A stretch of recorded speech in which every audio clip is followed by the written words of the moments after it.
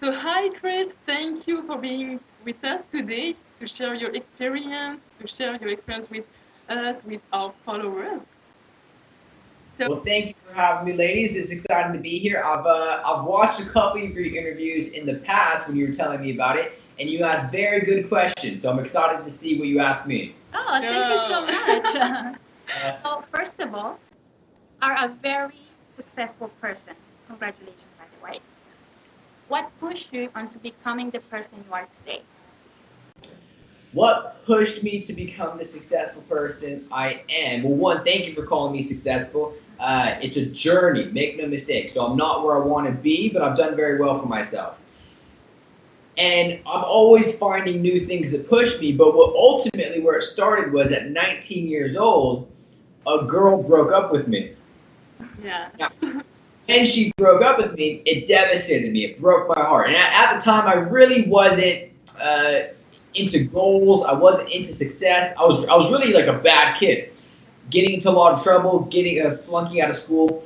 So she broke up with me, broke my heart. 2 weeks later, had a new boyfriend that was better looking than me, smarter than me, more popular than me, more athletic, just better than me in every area. And that motivated me. Don't get me wrong, at first it broke my heart. So for people watching, I've been heartbroken for sure. But after a week, maybe 10 days, I thought to myself, you know what? I got myself in that position. And if I can get myself in that situation, then I could probably get myself into successful situations. And I decided to, at that exact moment, to become a better person. So really, I started with reading the right books, listening to the right audios, and through that, I got the right thinking.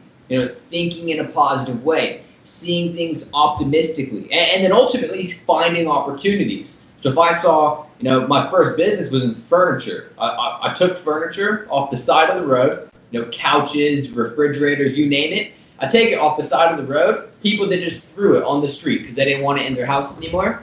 I'd throw it in my little yellow pickup truck at the time, and on the weekends I would go and sell it. So I took all these fundamentals that I was learning and used it to make money. And obviously, years later, did really well for myself. Did business that generated millions of dollars in sales. But how it got started was a girl broke my heart. So the lesson in that is you can turn a negative situation into a positive if you just tweak your thinking. Exactly, and it's amazing to see how you did it well, that you transmuted this negative situation into a positive one. It's amazing. So it's an example, I That's a guess. very great example, yes. Thank you. And as you did so so well, I have a question for you because you posted something on Facebook and you said that it's not easy being a dad entrepreneur. You said that you don't have lots of free time, you have to be 1000% focused on your next meetings, etc. So I'm curious to know, how do you manage family and business? So, first and foremost, I've only been a dad for about a year. So I can't say I'm a professional. I can't say I'm an expert on this just yet. And I've been married for, a little bit over a year, right? A couple years now. So I can't say I'm necessarily an expert. But what I've learned on how to manage, it's not balance. You can't balance being an entrepreneur in any way. Fitness, relationships, your life is totally out of balance, but you can manage it. So don't get me wrong, business and success and building things, that occupies 12 hours of my day. That takes a majority of my time. But what I make sure to do is every morning take care of my physical body. Even if that means 30 minutes of a little bit of exercise, I manage that. At the end of the day, I make sure I turn off my cell phone. I shut the computer down. I put away my notes. Yeah. I get comfortable and I hang out with my daughter and my wife. Even if it's for an hour. And some people, they spend 10 hours with their family, but they're distracted. When I spend time with my family, I try and focus. I try and look at them. I try and listen to them as best I can. Right? So I don't balance anything. Absolutely not. But when I have the opportunity to spend time with my family or with my business or with myself, focusing on health or personal development, I make sure I'm absolutely focused on that one thing. I guess it's one of the most important keys of success to be focused on one thing. No. Absolutely. The human mind, Ursula, can only focus on one thing at a time, but 100%. So, for example, I can't do this interview while I'm texting on the phone trying to set up another meeting. The brain cannot do it. So that's the same thing with hanging out with your family or your loved ones. You can't even go on a date and enjoy the other person while you're doing this. So even though a cell phone in 2016 can make you a lot of money, can build a fantastic brand, you can meet people all around the world. I'm in Las Vegas, you're in Montreal because of social media and the internet. It's a beautiful thing, but you have to control it, not let it control you. Totally agree with you. Totally agree with you, and I hope that our followers will listen to you, because I think it's the thing that people miss, that they don't understand that how much it's important to focus on one thing, to focus on the present moment. Absolutely. You have to focus on the present because who knows what's going to happen tomorrow. Exactly. Or next week or next month. Not necessarily in the sense of you could die tomorrow or get hit by a bus. Nothing like that. But I've had people in my life that they passed away out of nowhere. I've had people in my life that they moved to another country out of nowhere. So you have to enjoy every moment while you can, because the good, the bad, the in-between, nothing lasts forever. So enjoy every moment. That comes with focus. Exactly. You never know what could happen. So a lot of people who are very successful are often afraid of competition, and they don't share their path to success. But you do. So what motivates you to share that with others? Very good question. Like I said in the beginning, you guys ask good questions. Thank you. Competition is a very important question because it's something a lot of people shy away from, that they don't like to address, for two reasons. One, they're afraid that the competition is better than them. Or two, they're afraid, like let's say it's a successful person, they're afraid that you will become their competition. So they don't want to teach you anything. I welcome competition. I embrace competition. I love matter of fact, competition probably turns me on in business more than anything else, because it's so black and white. If you're better than me, meaning your material is better, your product is better, you market it and sell it better than I do, well, it's black and white. You're going to make more money than I am. You're going to win. But if I do it better than you, then I win. Exactly. And in life, there's not too many things that are like that are very black and white. Competition in business is. So I welcome competition because I know, hey, unless you're working harder than I am, unless you're working smarter, unless you're dressing as sharp, unless you're doing all the things that I'm doing, I'll win. So I love competition, but then also too, in business, keep in mind, it's about bringing people the best product, the best service that they can get. The only way to get there is through massive amounts of competition. So while everyone else is focused on dollars and making money, and make no mistake, I love making money just as much as the next person. But in building a business, I focus most on how can I over-deliver? How can I get that customer, that person, that client of mine, because I do business management, that client of mine, how can I get them the best result possible? And I can only think that way because I know there's competitors out there that if I don't do that, they will. So I welcome competition. I absolutely love it. And I encourage people that are afraid of it not to be. If you're afraid of it, ask yourself, are you working as hard as you can? Are you reading the right material? Are you studying the right way? Are you talking? Are you building the right skills? If so, you love competition. If you're not, you hate it. Exactly. And way to improve yourself, to improve your business, to improve all your capacities. So it's a good thing. Absolutely, it's a beautiful thing, and if people can change their paradigm, change their perspective, their mindset on competition, they will become more successful because it's just another way. Don't get me wrong, it's not the only way. I'm motivated not only by competition, I'm motivated by my family, by my own goals, by just self-improvement. But if I can add competition to all of those motivating factors, then I'm going to be pretty motivated, constantly working on myself. So it's just another way to become a better entrepreneur. And that is the mindset of a real leader. Thank you. So, Chris, for a lot of people, the definition of happiness is being wealthy, is having a big and beautiful family, all those things. But when we achieve all those things that, like you do, what is your definition of happiness? Definition of happiness to me, because I know everyone's going to have a different answer, because you have to understand there's no definition to happiness. To some people, it's spending time with their family. To other people, it's swimming in the ocean makes them happy. For me, as an entrepreneur, that I have made money, and at a young age. I lived a rock star lifestyle for a while when I really first started doing well in business.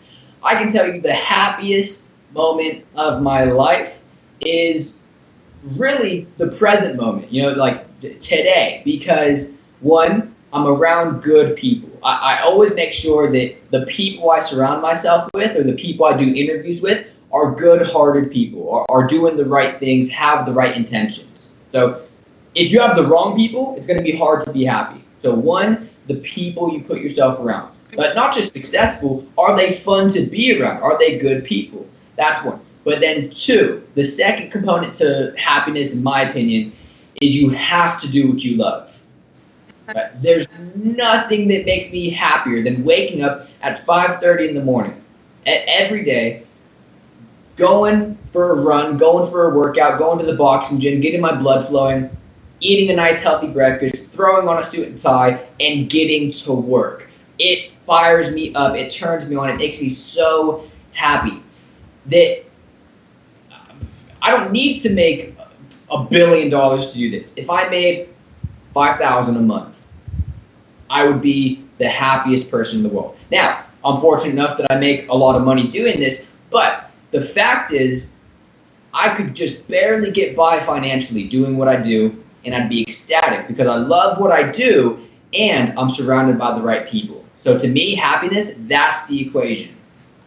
We agree with you, actually. Being in the process of our dream is one of the most beautiful things ever. So we understand. Good. Almost there as well. Almost there. So we can say you are a financially stable person. And often people think that when you are, well, in general, when you are financially stable, you have everything. You have money, you can buy everything, happiness. If you're ill, you can buy medicine or get a treatment in order to get healed. However, what when you are financially stable? Sorry, repeat that question. You broke up a little bit. What do you feel when you are financially stable? What do I feed off of? Fear. What is your fear? Oh, what do I fear when I'm financially stable? Yeah. Well, I can tell you in business, nothing. I'm absolutely afraid of nothing as far as people go. As long as it's not, violent or tragic or to do with death, people don't scare me. So when you're successful in business really doesn't scare you. Now, you do get anxious, you do get worried, you do get, you do think about some things, but that's natural. That's only because you care. Ultimately, what scares me, if anything, is my loved ones, my friends, my family getting hurt. Yeah. But that's really it. But that's life. Really, everyone's afraid of that. But I talk to so many people that they're scared of speaking on stage. Well, speaking on stage to 10,000 people, I've done that before. It's nerve-wracking. Don't get me wrong. You're nervous, but you're not fearful, right? You're not afraid of it because you want to be there. going into somebody's house and selling them on your idea. It could be nerve-wracking. You could be a little anxious about it, but you're never afraid. It's never fear, right? Because you're excited to do it. So fear is an emotion that you have to be able to control and manage. You're going to get anxious. You're going to get a little bit nervous. That's normal. I get nervous 9 times a day. But a quote that I absolutely love is this: you have to be comfortable being uncomfortable. Because in success, in business, in entrepreneurship, there's so many things that you have to do that you're not used to, that you're not accustomed to, right? Talking on the phone and doing a conference call. Like I said, speaking on stage, going into somebody's house and persuading them, hey, my idea is really good and you should buy this. Coming up with products and competition even, right? There's a lot of things that most people have never done before. So get comfortable being uncomfortable, and fear will go out the window. And would you say that goes out the window, especially like the example you just said, public speaking or sharing your ideas, selling your ideas, by practicing it? Once you practice it often enough, then it just goes away because you get more comfortable with yourself. Right? Natalia, you nailed it. Preparation builds confidence. So if I'm going into a meeting and I'm not prepared, I'm going to be so nervous. I'm going to be so scared. I'm going to be so even fearful because I'm not prepared. I don't know my numbers. I don't know what I want to say. So for example, in front of me right now, these are all the things I have. 2 notebooks, a book, and a calendar. Right in front of me at all times I have these things. Why? Because I need to be prepared. So preparation, if you're ready, Natalia, like you were just talking about, if you've practiced what you're going to do, it's like, I like this example. It's like playing sports. Let's say basketball, right? It's like practicing basketball, practicing dribbling, practicing shooting, passing, all the nuances, and then going and playing a game. You might be a little bit nervous, but you've practiced, you're prepared, you're ready to win. Or you don't practice, and instead you go to the bar and have a few beers, and then you go play the game. What's going to happen? It's not going to be very good, right? So preparation builds confidence, and Natalia, like you were saying, practice. Just practice your craft. Practice your ability to sell. What are you going to say? How are you going to say it?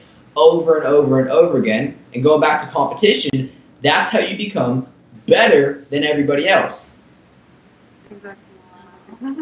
I love Good that. Good advice. We are really, really, really grateful to have you today. Seriously. Well, ladies, thank you so much. You proved my point right. You asked very good questions. It's an honor to be on the show, and I hope to be back soon. Hey, no.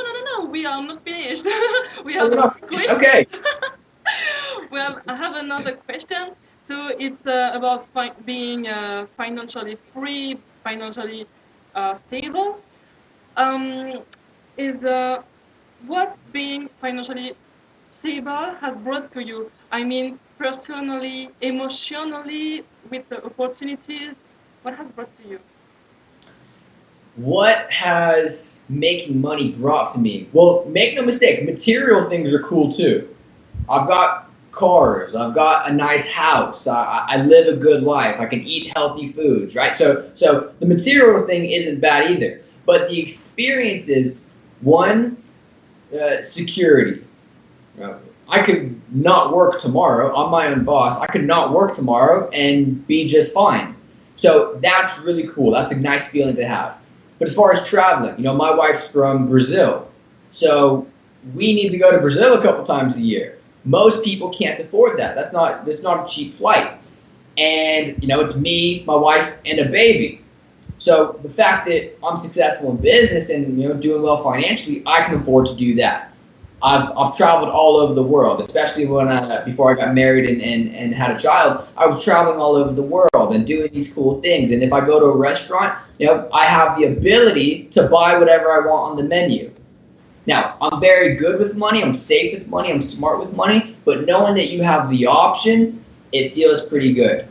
So, so, so make no mistake. People say, with money, it's about the experiences and doing this and doing that. And yeah, it is. That's really cool. But again, the material things feel pretty good as well. Knowing that you can buy that watch, you can buy that car. You don't necessarily have to, but you can. And that's a good feeling because that makes you feel like, hey, I've done it. That dream that a lot of people have of the cars, the watches, the shoes, ladies, right? The dresses, all this stuff. Like the fact that you can go do that, it makes you feel proud of yourself and actually excited, actually hungry to go work even harder. And through your journey to success, what is the biggest lesson you learned? Sorry, repeat that. You broke up again. I said that through your journey to success, um, what is the biggest lesson you learned? Biggest lesson. Yes.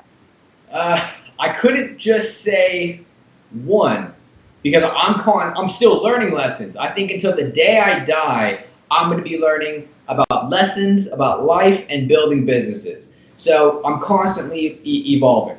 But I think the number one thing people need to hear in 2016 that I see is lacking is ultimately work hard. If you look at the guys that are worth, let's take public figures like celebrities, Cristiano Ronaldo, Kevin Hart, the biggest comedian number-wise of all time, Conor McGregor, the UFC fighter, all these guys, throw the Rock, the Rock, the actor, he's the biggest guy in Hollywood right now. Well, if you look at all these guys on social media, on Snapchat, on Instagram, on Facebook, they're always working. The Rock wakes up at like 4:30 in the morning and starts his day. So make no mistake, hard work ethic. If you want one secret to success, it's work hard. Then, if you have the right idea, if you're surrounded by the right people, if you're even timing, if you're at the right place at the right time, then you'll be wildly successful. But all this means nothing if you don't have a hard work ethic. So every day, because ultimately what that means is every day, do as much as you can. Go as hard as you can. Have the mentality of there's always something to do. I've always got something to do, right? This is business. I can always have new ideas. So always have something to do. And by the end of the day, whenever you go to sleep, 9, 10, 11 o'clock at night, even later, when you go to bed and you hit your head on that pillow, make sure you're exhausted, you're tired, you're worn out, but you're excited because you love what you do. And that's what gets you up to go do it again the next day.